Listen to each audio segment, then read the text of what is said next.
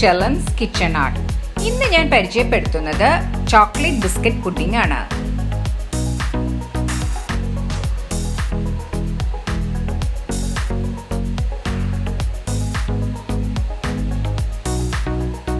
അഞ്ച് gram China grass, 1/2 cup വെള്ളമൊഴിച്ച് 15 minute soak ചെയ്ത് വെക്കാം.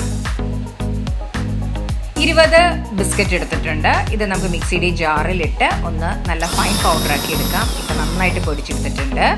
1/4 കപ്പ് കസ്റ്റർഡ് പൗഡറിലേക്ക് 1/4 കപ്പ് പാലൊഴിച്ച് നന്നായിട്ട് ഒന്ന് മിക്സ് ചെയ്യാം. ഇത് നന്നായിട്ടൊന്ന് മിക്സ് ചെയ്ത് നമുക്ക് മാറ്റി വെക്കാം. ബൗളിലേക്ക് അല്പം ബട്ടർ ഇട്ട് നന്നായിട്ട് ഒന്ന് ഗ്രീസ് ചെയ്യാം. എല്ലാ സൈഡിലേക്കും നന്നായിട്ടൊന്ന് തേച്ച് പിടിപ്പിക്കാം. പാനിലേക്ക് 1/2 കപ്പ് പാലൊഴിക്കാം. പൊടിച്ചു വെച്ച ബിസ്ക്കറ്റ് ചേർക്കാം. 1 കപ്പ് ഫ്രഷ് ക്രീം ചേർക്കാം. നേരത്തെ എടുത്തു വെച്ച കസ്റ്റർഡ് പൗഡർ, 1 കപ്പ് പഞ്ചസാര ചേർത്ത് നന്നായിട്ടൊന്ന് മിക്സ് ചെയ്യാം. ഇപ്പൊ പഞ്ചസാരയൊക്കെ നന്നായിട്ട് മിക്സായി വന്നിട്ടുണ്ട്, ബിസ്ക്കറ്റും ഒക്കെ. ഇനി അതിലേക്ക് 1/4 സ്പൂൺ വാനില എസൻസ് ചേർക്കാം. ഒന്ന് മിക്സ് ചെയ്യാം.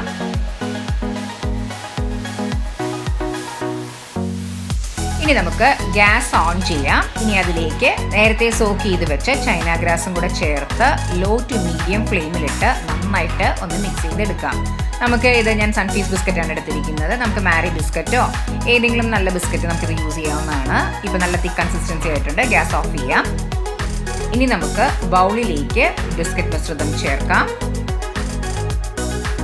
നന്നായിട്ട് ഇനി അതൊന്ന് ലെവൽ ചെയ്തെടുക്കാം. ഇനി നമുക്ക് തണുത്ത് കഴിയുമ്പോൾ ഫ്രിഡ്ജിൽ വെച്ച് ഒരു 4 തൊട്ട് 5 മണിക്കൂർ വരെ തണുപ്പിച്ചെടുക്കാം. ഇപ്പോൾ ഒരു 4 മണിക്കൂർ കഴിഞ്ഞു. നമ്മളുടെ പുഡിംഗ് നന്നായി സെറ്റായി വന്നിട്ടുണ്ട്.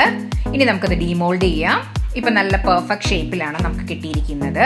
ഇനി അതിലേക്ക് കുറച്ച് ബദാം ഇട്ട് അലങ്കരിക്കാം. ഏത് ഡ്രൈ ഫ്രൂട്ട്സും നമുക്ക് യൂസ് ചെയ്യാവുന്നതാണ്, നമ്മളുടെ ഇഷ്ടത്തിനുള്ള. ഇനി നമുക്ക് അതിന്റെ മുകളിലേക്ക് കുറച്ച് ഗ്രേറ്റ് ചെയ്ത ചോക്ലേറ്റ് ചേർക്കാം. വളരെ എളുപ്പത്തിൽ വളരെ ടേസ്റ്റി ആയിട്ടുള്ള ഒരു പുഡിംഗ് ആണിത്. എല്ലാവരും ട്രൈ ചെയ്ത് നോക്കുക.